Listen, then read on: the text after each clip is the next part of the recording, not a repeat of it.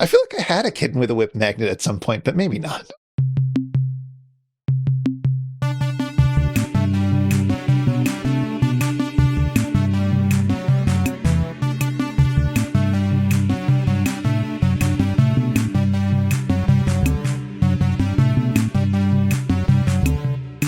This time we watch Season 6, Episode 15, Kitten with a Whip.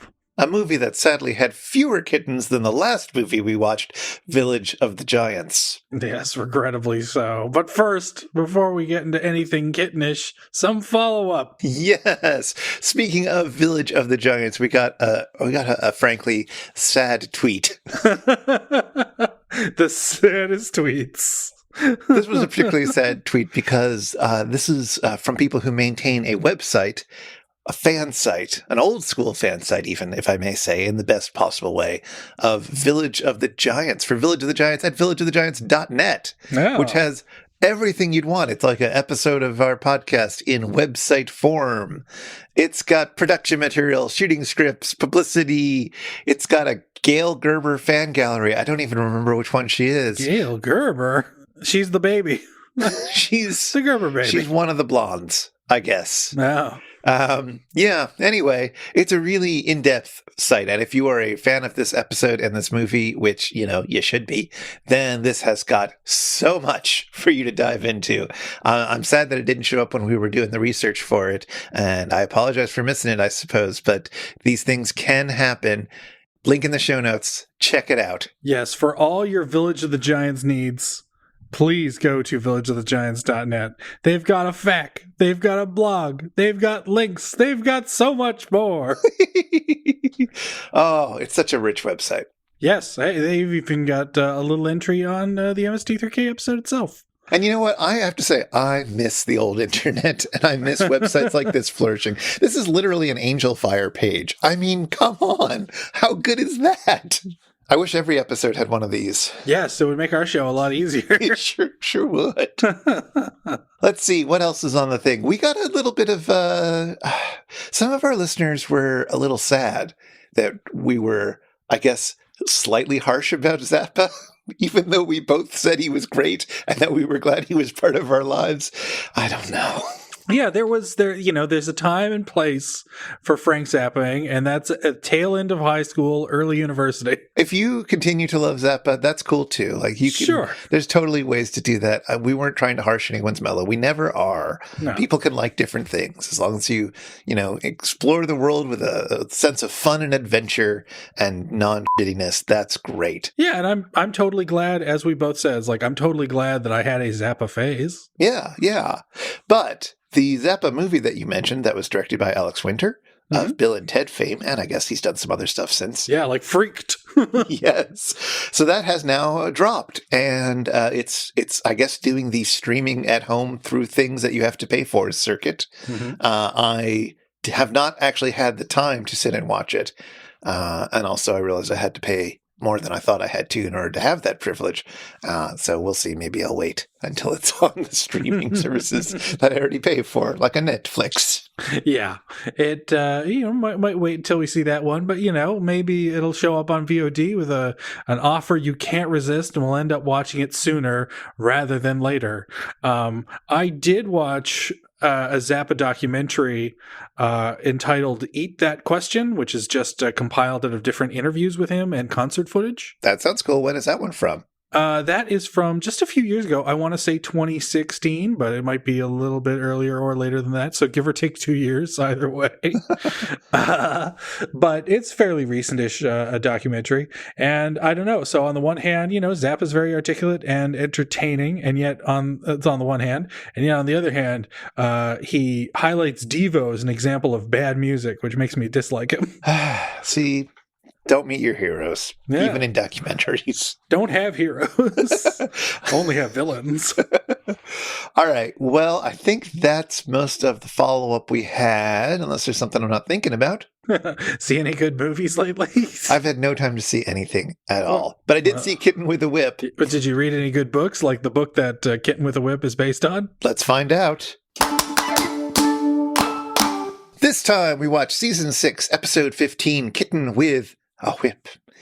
Now, Wikipedia refers to Kitten with the Whip as a, quote, 1964 crime drama with an exploitative juvenile delinquent overlay. But, I mean, is it? Maybe. Our kitten, played by Ann-Margaret, escapes a juvenile detention hall one night, nearly killing a matron on the way out, and she ends up at the seemingly abandoned house of John Forsythe.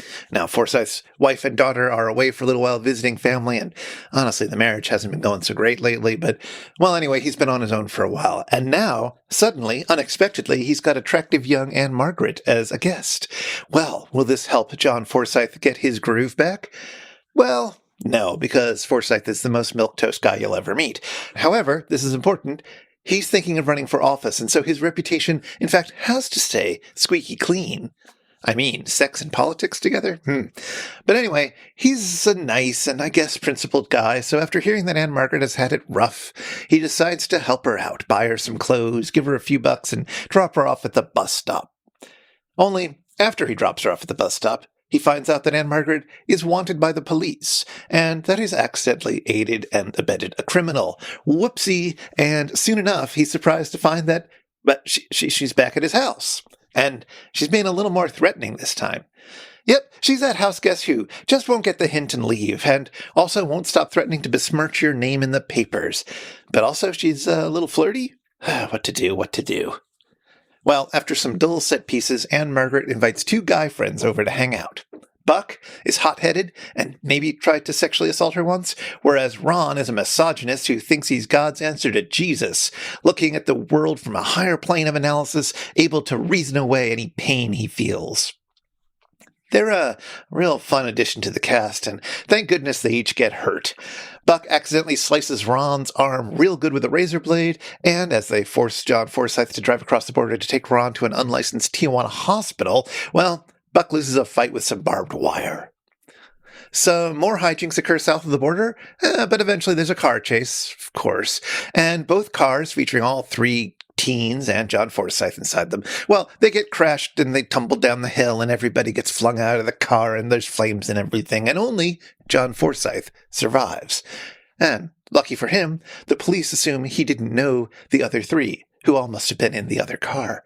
Well, so he more or less gets away scot-free, and presumably he's been in the Senate ever since, but we don't know because that was the end. Meanwhile, on the Satellite of Love, we open with Crow getting ready to undergo a dangerous mission. Remember the umbilicus that got set up? You know the umbilicus. It's that tube thingy that Dr. Forrester hooked up to the Satellite of Love way back in Girlstown, which, speaking of way back, we covered all the way back on It's Just a Show, episode 6. Anyway, Crow's going to sneak through the umbilicus, land in Deep 13, and, what's the use?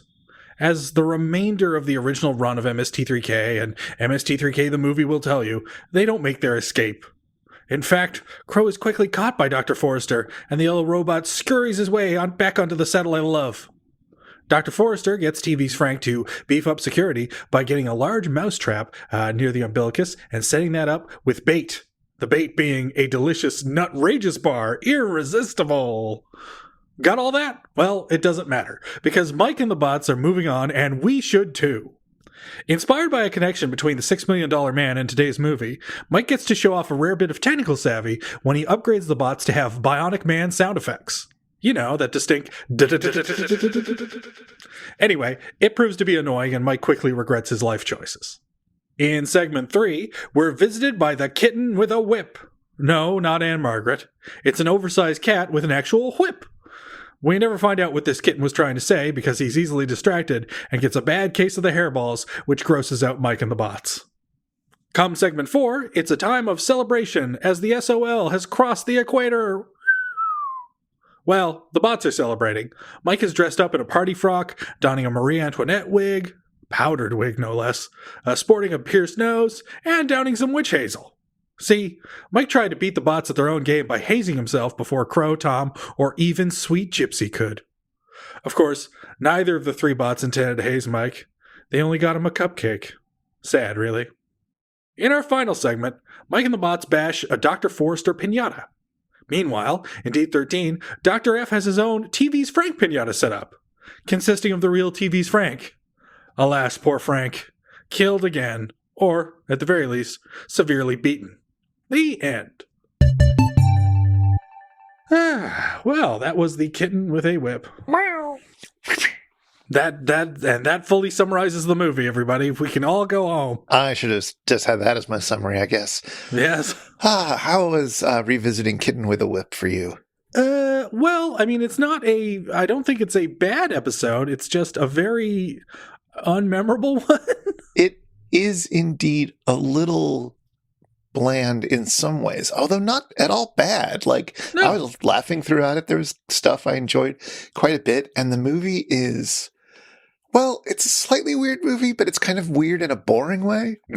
Yes. We had this a while back with one of those season 8 movies, and I forget which one, but somebody wrote in saying that they had really fallen for it because there was just something sort of quietly weird about it, and you could get into a real headspace with it. And I could kind of see somebody doing that with this movie, but it's also kind of super boring and obvious at the same time. Yeah. I mean, every movie is somebody's favorite movie, but wowzers. I didn't remember anything about this movie, it turns out. No, and I barely remembered anything. Like, I remember being excited when I first watched this to be like, wow, Ann-Margaret in a movie called Kitten with a Whip. This is bound to be entertaining. And then, like, I couldn't remember anything from it, but I thought that was just the seas of time messing with me. And no, I think that's just kind of how this is, because there's an introduction for this episode on one of the Shout Factory DVDs, care of one Michael J. Nelson. Mm-hmm. And even Mike doesn't think this is one of the show's like strongest episodes.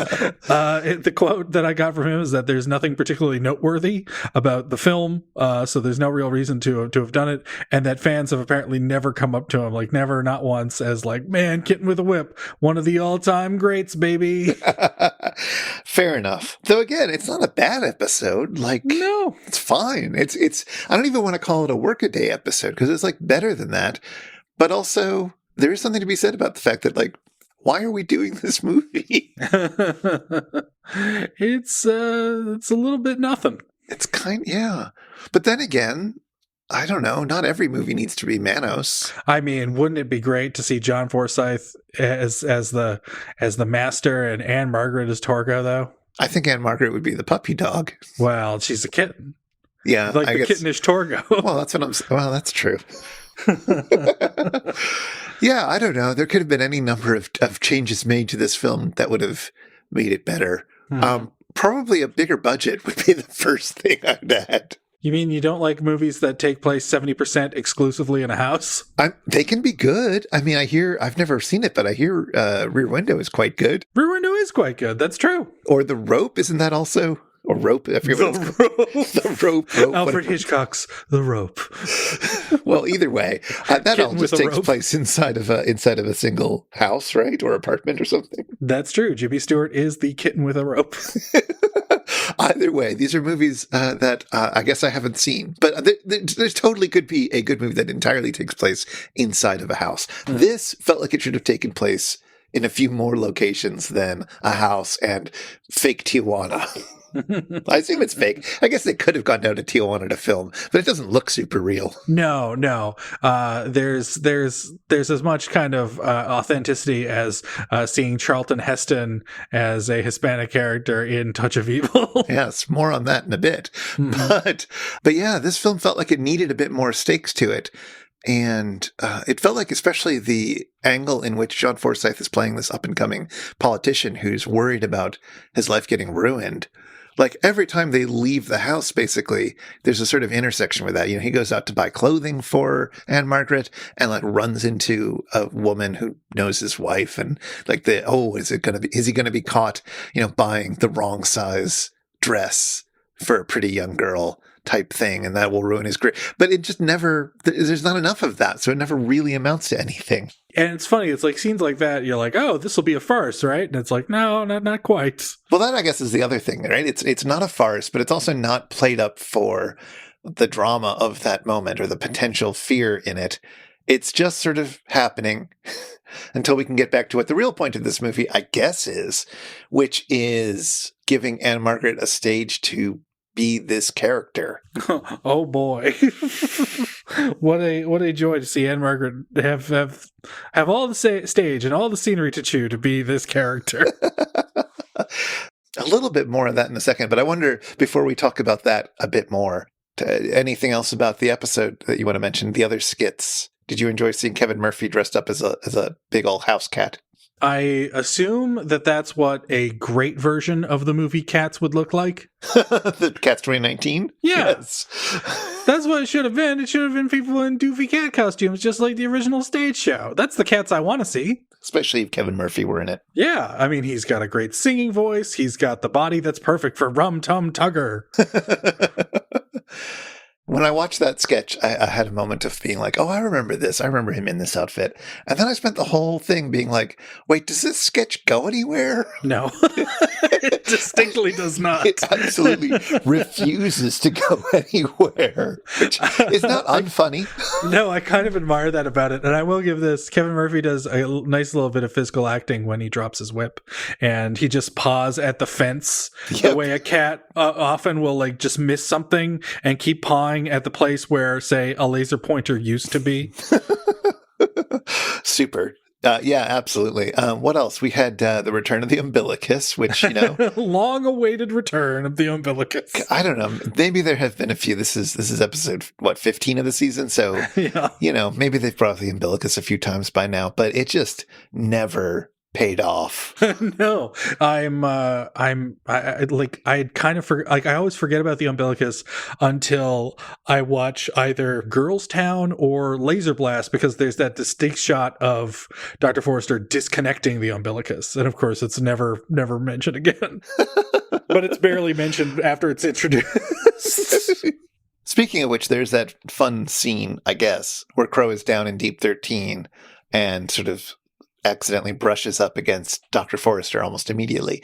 Now, who do you think is playing Dr. Forrester in that? I'm going to take a wild stab and say Jim Mallon. Oh, maybe. I have no idea. Oh, I thought you asked because you knew. No, I'm curious because I'm assuming that Trace is doing the puppeteering. Yeah, because it's just a shot of a coat and a hand. It could be anybody, any white person, and there was no shortage of them in the crew. So, my God, no. So, yeah, I don't know. It could be Paul Chaplin again. It could be someone else. Who can say? Do us a solid and write into It's Just a Show, care of HOHOHO Canada, and let us know who was in the green lab coat for that scene. We gotta know. I may have missed it from when I was trying to quickly look it up, but I could not find out that information. What did you think about seeing Mike dressed up as Marie Antoinette? Well, you know, it was as see, that's just it. The production values of MST3K are so cheap that it warmed my little heart, because it reminded me of that delightful McCain Deep and Delicious commercial, because it was just as cheap looking as that. It was, but you know what? I think he pulled off the look. Well, that's just it. You know, how often does Mike Nelson do drag? Not often enough. Not because often enough. We've seen him as Janeway, and he was perfect. Yeah, no, he always like knocks it out of the park.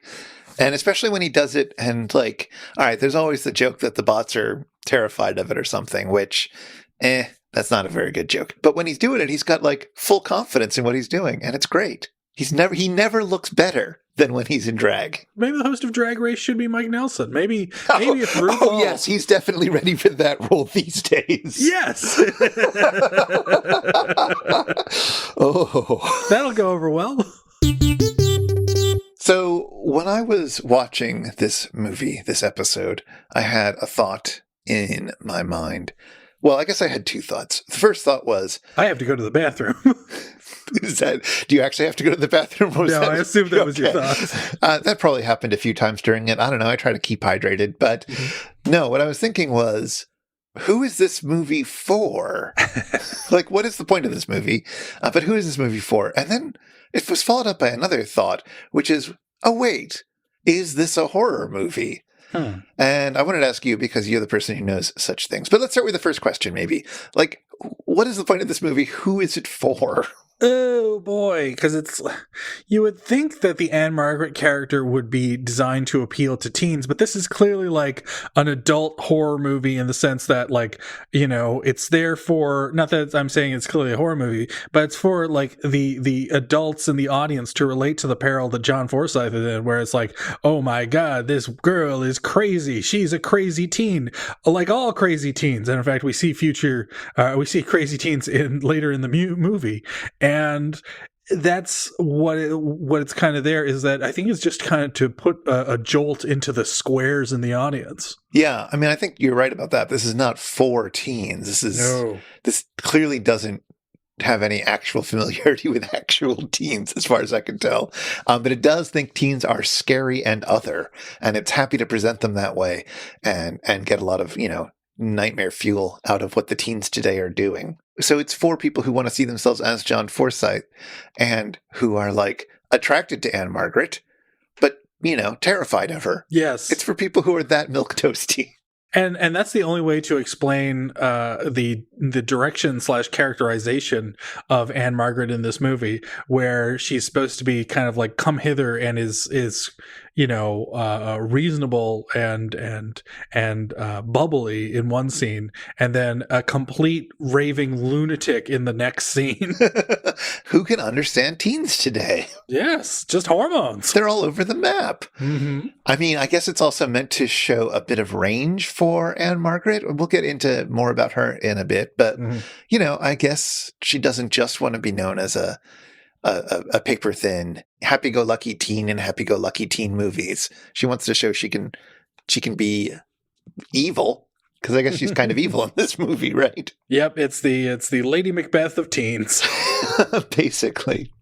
Which is also part of what made me start to think, oh, is this a horror movie? Because it kind of seems, not if you watch it, but if you think about it, it kind of seems like a bit of a horror plot, where you've got sort of this nice suburban sort of neighborhood, and then something comes in to disrupt it terribly. Some uninvited guest comes into the house and seems like a perfectly nice, sweet, girl who's had her problems and so forth, but turns out to be the monster that you can't shake, that will follow you up, that shows up like the bad penny and keeps interrupting and disrupting and threatening to ruin your life. And that, you have to do all sorts of things you don't want to do under her thrall. And there's a long tradition of horror movies where a stalker, or at the very least, that gray area between horror and thriller, which is a horror movie that's trying to dress up and go out somewhere fancy for the evening, where there is someone who is basically a stalker and who's just driven to ruin somebody else's life. Misery. Yeah. Yeah. Fatal Attraction. Yeah. Yeah. Well, this is very Fatal Attraction in many ways. As far as I understand it, I've not seen any of these movies, but movies that I have heard people talk about and will pretend like I know what we're going on about at a party, such as this podcast. Fatal Attraction, Misery. I'm sure there are others. See, now I just picture you sort of like nodding your head as someone goes on to you about Kitten with a Whip, which you have not seen, and you're just like eating the vegetarian little weenies. Yep. The vegetarian cocktail weenies, which I assume exist. They must. Yeah. Yeah. I also, again, I haven't seen Parasite, but I feel like, isn't that a movie where somebody sort of becomes part of the family and then destroys everything? I don't know. I could be wrong. Well, there is a scene where they go to Olive Garden, and when you're there, your family. That's true.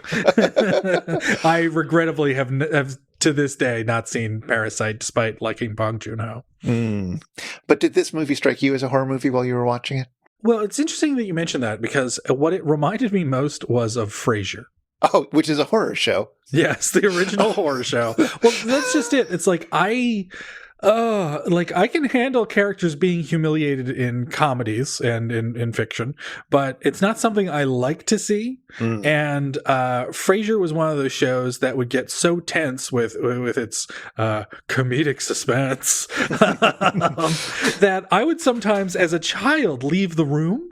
Oh. Because I could not bear it. Huh. I really don't like it when characters like get caught in a lie and then get humiliated in front of their friends. Like, I hate that. I hate that setup. Right. And I cannot watch it. And this is that setup a bunch of times where it's like, who are you buying that dress for? What are you doing in Tijuana? Don't you have a headache, John Forsythe? That kind of thing over and over again. It's like, oh, you want to take us to a fancy place? Wait a minute, this isn't fancy. There's a belly dancer here. How disgusting. Well, all real scenes from the movie, folks. Yep. Like, it just struck me as a bad comedy. Yeah. I think at times it feels like that's what it's trying to be. Although, again, it's never funny. No. And it's also never scary. I mean, there's a brief moment where we see a Sylvester cartoon, and that's pretty funny. That is true. That's a good cartoon. Yeah. As far as Looney Tunes, it's no Feed the Kitty, but it's pretty good. Well, let's talk about all these people then in another round of familiar faces. Yay. 3 episodes in a row we're doing this, huh? Yes, it's this is the new It's Just a Show. It's been rebooted. It's going to be an all familiar faces podcast from now on. I don't hate it. Well, let's start with the star of the show, Ann-Margrock. Ah, yes. Well, what do you know Ann-Margaret best from? Well, that's a good question. I know her because she showed up a lot in TV shows and TV movies and guest spots in the 80s and 90s. So she was just like somebody who was constantly on a very special episode of fill-in TV show here. Mm-hmm. So that's sort of where I got to know the name. That, and she had an appearance in the Flintstones that was quite memorable. Yes. And in fact, they reference that in this episode where, like, as soon as we see her name in the credits, I believe it's Mike who asks, it's like, isn't that spelled Ann-Margrock? Yep. I rewatched that bit of the Flintstones today because you can find it on YouTube. First off, I was reminded that Hanna-Barbera's animation was impeccable with its amazing 4 frames a second and constant looping of even the smallest motions. Well, not only that, but there's a lot of great little details you can see in that clip because they're so lazy with character designs that when Wilma and her friends are watching the concert that Barney and Fred are at, there's clearly another Fred watching with them. Did not notice that, but yeah. Okay. That's pretty great.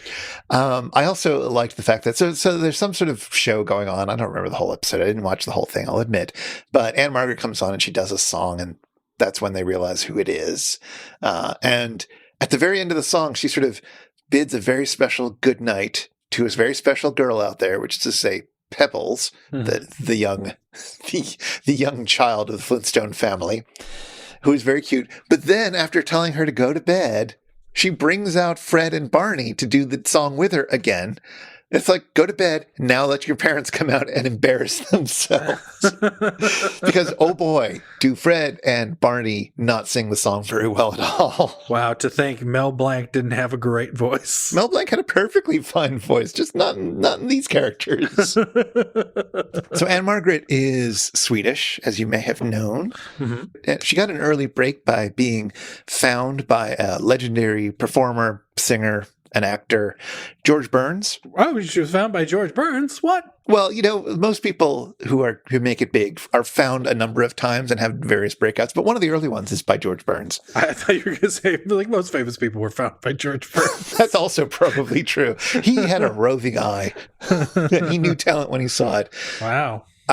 She was famously a redhead, except that she wasn't really. That was decided by someone, as so many actors in the era had things decided by them. And in fact, the guy who decided that she should be a redhead, a guy named Sidney Gilleroff, let's say it's pronounced. I don't know. But anyway, importantly, same guy who picked out Lucille Ball's trademark hair. So he just wanted everyone to have red hair. He must have had a thing for redheads, yes. She got another big break when she starred in a movie called Bye Bye Birdie. Oh, right. I have not seen that. I haven't either, except now I've watched a few clips from it. Do you know anything about Bye Bye Birdie? Well, there's this birdie, see? Yeah. Conrad Birdie is the guy's name, which is a pun on Conway Twitty. And it's about a big rock star who's going to be joining the army. And as a kind of publicity stunt, he's going to be giving a farewell concert at which he's going to pick one randomly selected teen girl around the country to give a farewell kiss on his big farewell concert show. And Ann-Margrock is that girl who gets the kiss, who's going to get the kiss. And she has a sort of well-known song scene where she sings a song called How Lovely to Be a Woman, where she's like, I'm 15 now and I'm a woman and I've got curves. It's a little awkward. It's, I guess, intentionally meant to be a little awkward somewhat, but she's also singing this while changing clothes. She puts on this big oversized sweater and then like takes off what she was wearing before and puts on some pants and such. And the camera is constantly teasing that you're about to see something you're not supposed to, but you don't. And she sings this song about how she's all grown up now. And it is kind of good and kind of awkward at the same time. I don't know. It's really, I mean, it's, you know, it's very male gazy. Let's put it that way. And of course, the movie is about Elvis, right? Elvis entering the military, which he did at some point. It's sort of a pull on that. And Conway Twitty, who, although we might think of him as a country star, was also a sort of a rock guy at that point, who was sort of competition to Elvis. So that's that. But then the next year, she was in a little movie called Viva Las Vegas with Elvis himself. Which I've also not seen because I don't watch any Elvis movie that isn't Clambake. It's got to be Clambake. Do you have any like thoughts on Elvis? Are you a fan? I mean, no. Yeah, no, I think Elvis is like wildly overrated. Yeah, I've never been a big fan. I mean, I love the image of Fat Elvis, and I'm always disappointed that Fat Elvis is never as fat as cartoons make him out to be.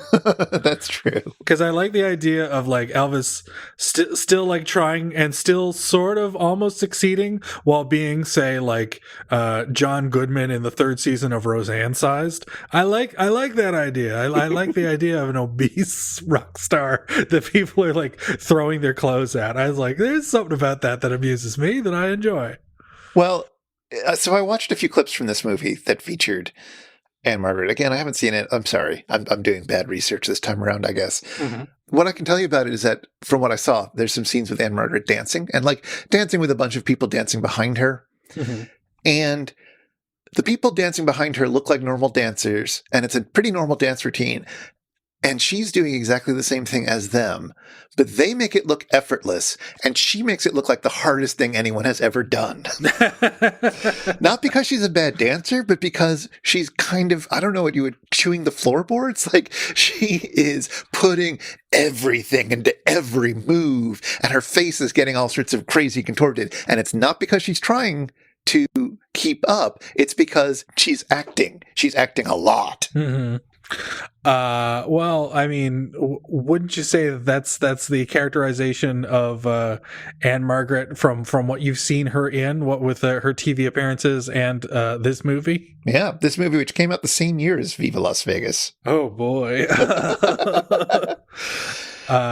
Yeah. How did you find Ann-Margrock in this? She was overacting. She was all over the place. It could have worked if the rest of the movie had been better put together. Like that sort of, you never know what she's going to do next kind of intensity. I think that's what she's going for. And it could have worked, but it didn't. It just felt like random non-characterization. Yeah, it just seems like she's hamming it up for the most part, because even her quiet lines are loud. Yep. But again, she's trying not to be pinned down as the bye-bye birdie Viva Las Vegas type girl. She wants to have a real career in acting. Yeah. You know, if only there was a director that was like sympathetic to like her needs and what the movie should be. Yeah.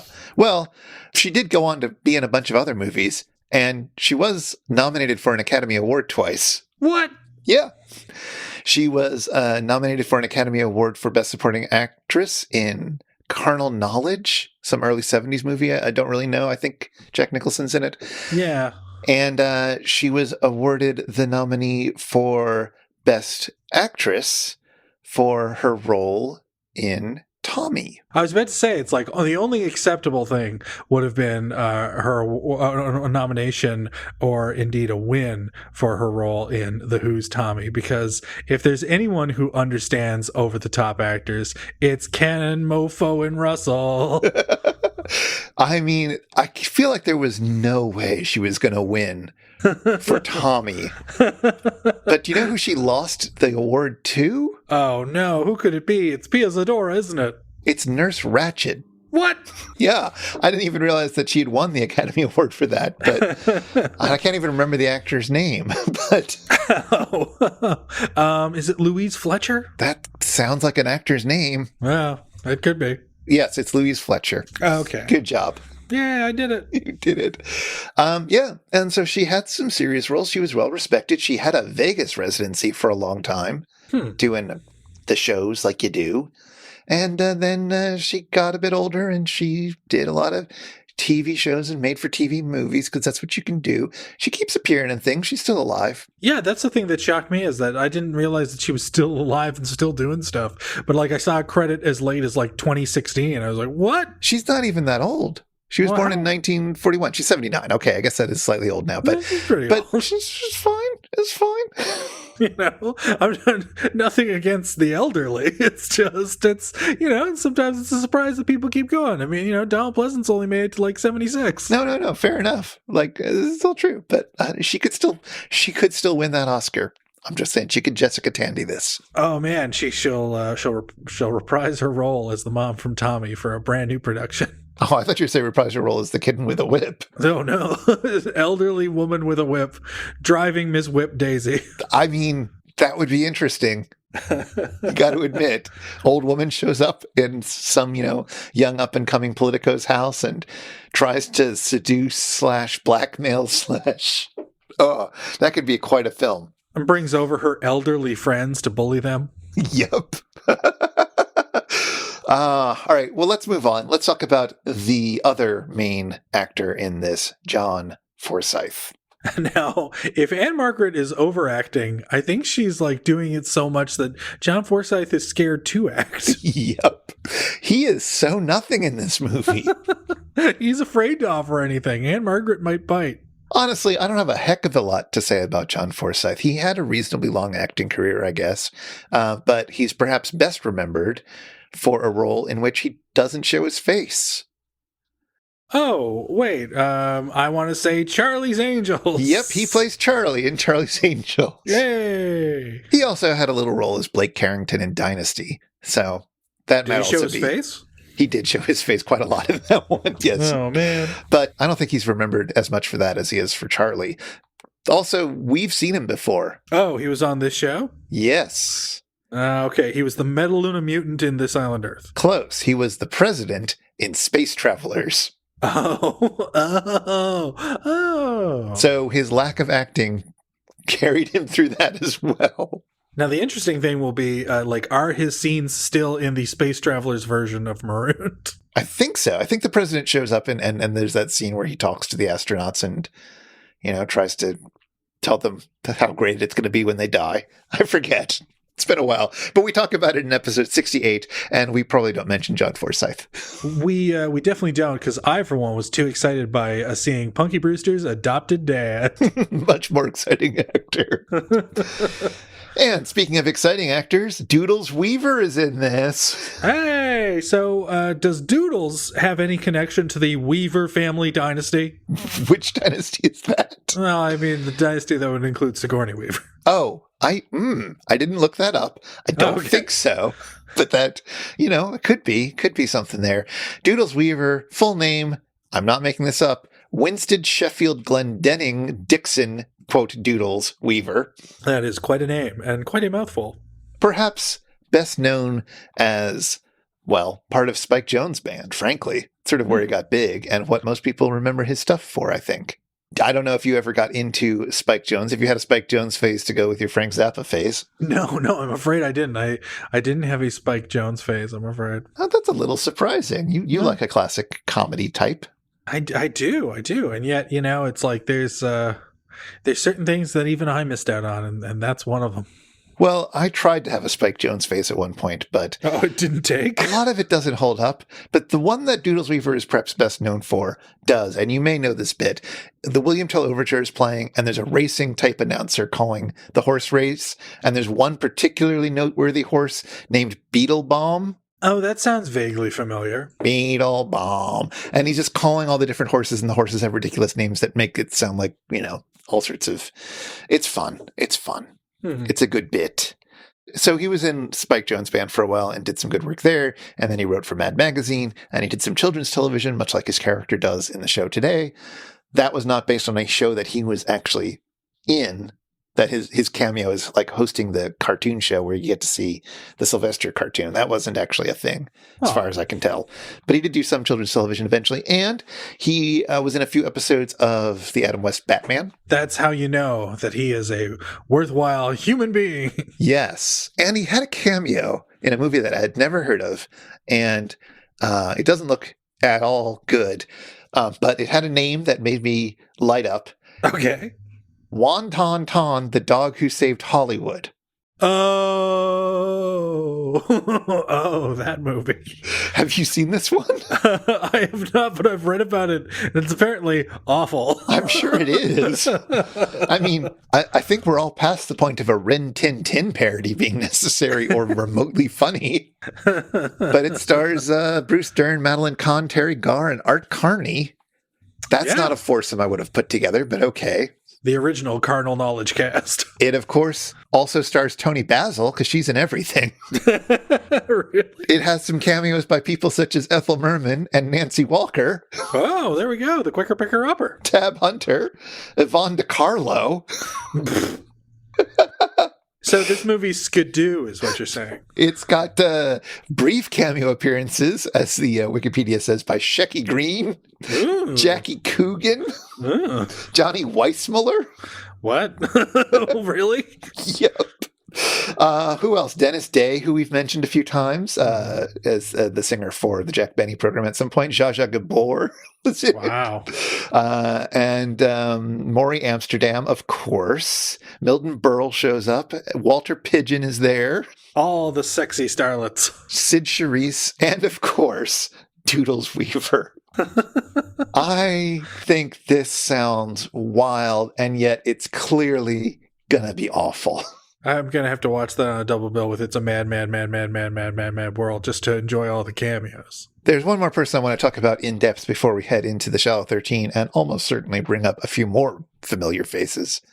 And that is Wade Miller. Okay, who is Wade Miller? Wade Miller is the person who wrote the novel that this is based on, Kitten with a Whip. Right. Oh, okay. Yes. Which you alluded to earlier. He's also went by the name Whit Masterson. Do you know anything about Wade Miller or Whit Masterson? It's funny. It's like, if Wade Miller is the real name, Whit Masterson sounds like way more of a real name. But no, okay. Neither of them are the real name. Oh, really? The real name is Bob Wade and Bill Miller. Oh, I see. It was a duo that decided to use a pen name to make it sound like it didn't require two people to write this trash. Mm-hmm. And they wrote a bunch of pulpish novels, a lot of which were adapted to film.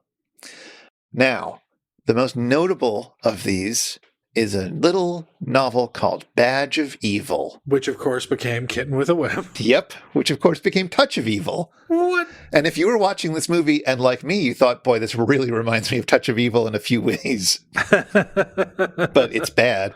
Yeah, this is the same plot-devising duo that somehow thought of another movie that goes south of the border and has awkwardness between men and women. Oh, this is really making me pine for a movie in which Orson Welles is the Kitten with a Whip. Oh, that would be good, too. And it's Charlton Heston who puts on the terrible accent. Who plays the Mexican sheriff or something. Yes. Oh, boy. It's a good movie, but there's a lot of stupid shit in it. It's deeply questionable main role there, but it's such a good movie. So I decided to do the right thing and to read a bit of Kitten with a Whip. Oh, man. Is this going to be like one of those cases where the book has nothing to do with the movie and it's actually about some scientist who finds like an 8-inch woman? No. Okay. This is one of those cases where the movie is very faithful to the book. There is just one major plot discrepancy from the book. Let's see. There's a literal whip in the book. There is. What? But it's not relevant to anything.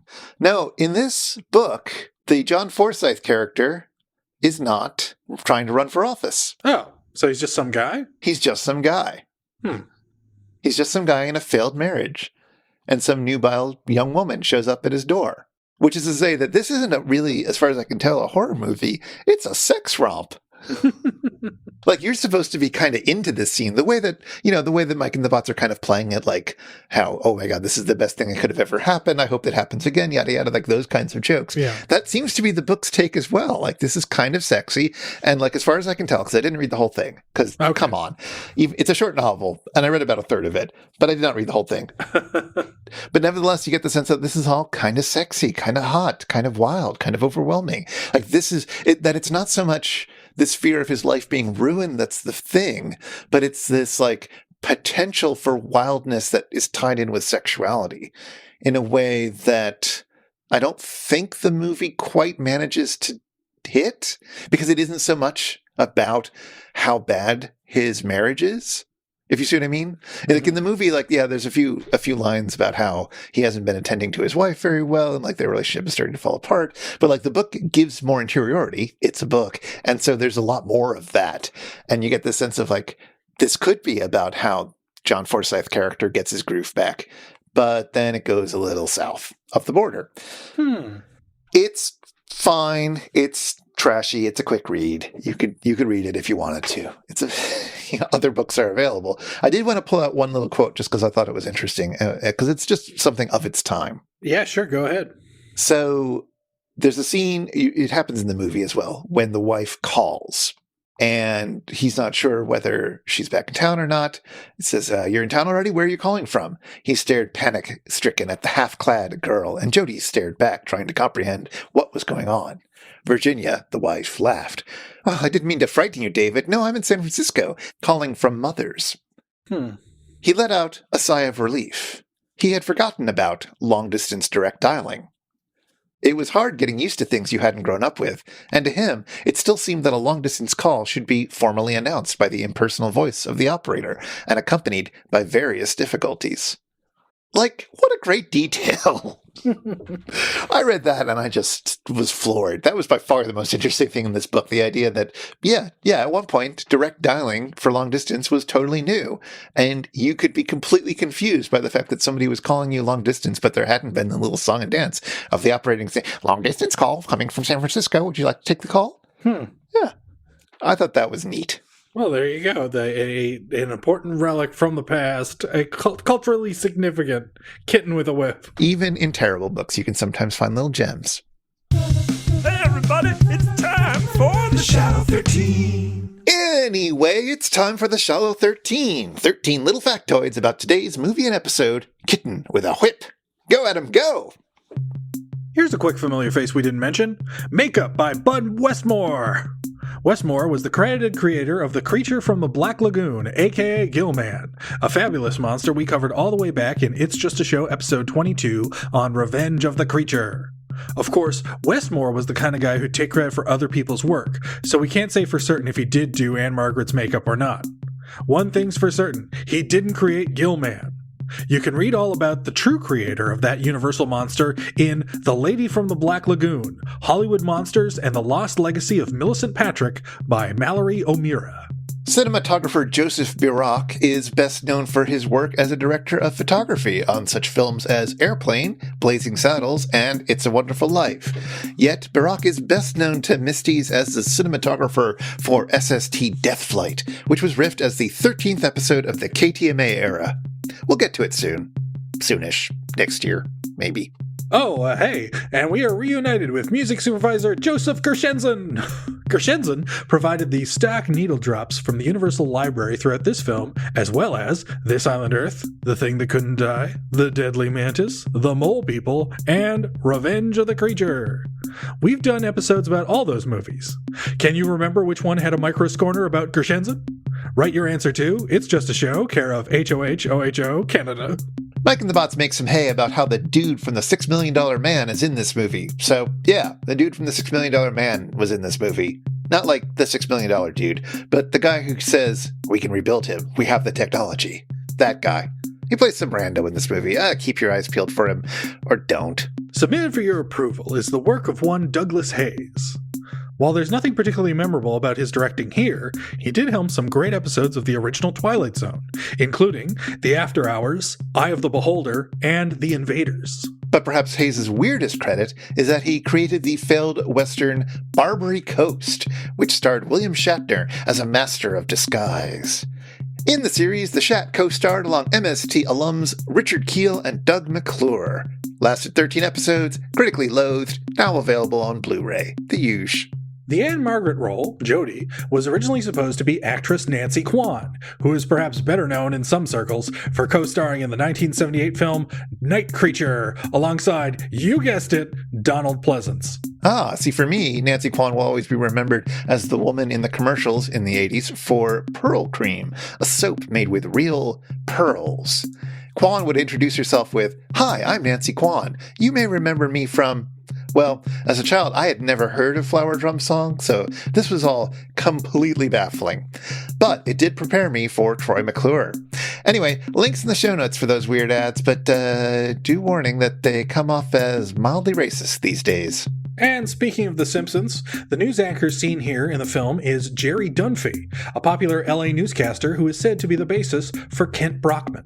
Now, since this is a Universal picture, there's bound to be a recycled set from another Universal film, and this one's a doozy, as the Tijuana hotel Ann-Margaret holds up in late in the film is apparently a slight redressing of the Bates Motel sets from Alfred Hitchcock's Psycho. Late in the film, Crow utters a familiar catchphrase. Hey now. Hey now. Hey now was the off-uttered stock phrase by Larry Sanders' dim-witted sidekick Hank Kingsley in The Larry Sanders Show, created by friend to children everywhere, Gary Shandling. And once upon a time in 2008, Lindsay Lohan landed a role in which she was going to be acting with Ann-Margaret. She was so excited because, you see, she loved the work of Ann-Margaret. And her favorite Ann-Margaret film of all? Kitten with a Whip. Well, let's see. That film came out in 2009 as All's Fair in Love. And, lead actors Jack Black and Lindsay Lohan were replaced at the last minute by Owen Benjamin and Christina Ricci. Womp womp. And that's time. Well, Chris, we've already talked about Joseph Gershenson, who is really the one, yes, responsible for the music in today's movie. Yes. So it would be improper to do a Scorner covering what we already know.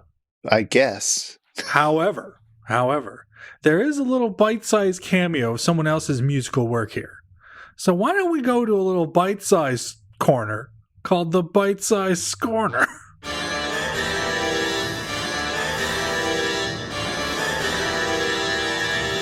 Because we are talking about Carl Stalling, baby. Oh, goody. Yeah, no, not only is he there, but he gets a nice shout out from Mike and the Bots. Yes. At first, there was a moment where I thought, oh man, it's not actually going to be him. It's just going to be generic cartoon music. But sure enough, this is a proper Sylvester the Cat cartoon. Yes.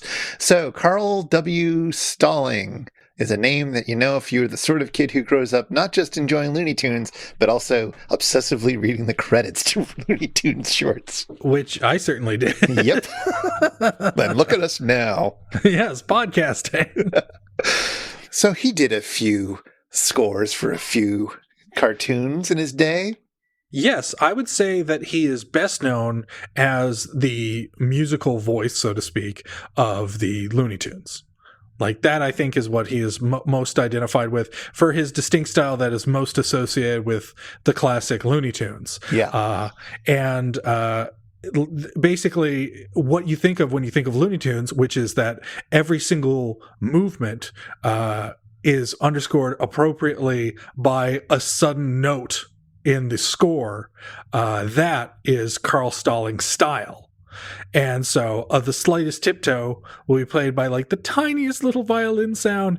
And of course, a large character lumbering around somewhere would get the entire orchestra going like bump, bump, bump with every single footstep. That is Carl Stalling. Yeah. His work is amazingly detailed and amazingly frenetic at times, but just really tight. Like he had a really tight orchestra, which isn't a thing you normally say about orchestras. Yeah, he just understood the music, and I think it's because he had such a deep appreciation of music, because he would often incorporate the works of others, most notably, and I have to thank him for this. I would have no idea who Raymond Scott is if it weren't for Carl Stalling and his frequent use of Powerhouse. Yeah, and a bunch of other Raymond Scott tunes. Yes, but specifically Powerhouse. Yeah, no, Raymond Scott, I guess, is becoming a bit more well-known now, but Carl Stalling liked to quote things. Mm-hmm. I don't know if you've ever watched Looney Tunes cartoon, listener, but you may know that other tunes show up there. Wagner tunes, Mozart, whatever, all sorts of famous tunes. But he was willing to take from whatever he could that seemed like it would be interesting. And Raymond Scott was somebody whose catalog he had access to and just abused the heck out of. Yeah, and Raymond Scott is super interesting, so it totally works. Yeah, I don't know if we've talked about Raymond Scott before. I feel like we we have. Yeah. It's bound to come up given my musical library. Yeah, he's got a bunch of really interesting music, a lot of really interesting like early jazz stuff, but then also some weird electronic stuff. Yes. A lot of it has been reissued in the last, 20, 30 years, I guess now, including Soothing Sounds for Baby. Yes, which isn't that the electronic album that he created to soothe gentle babies with? Yep.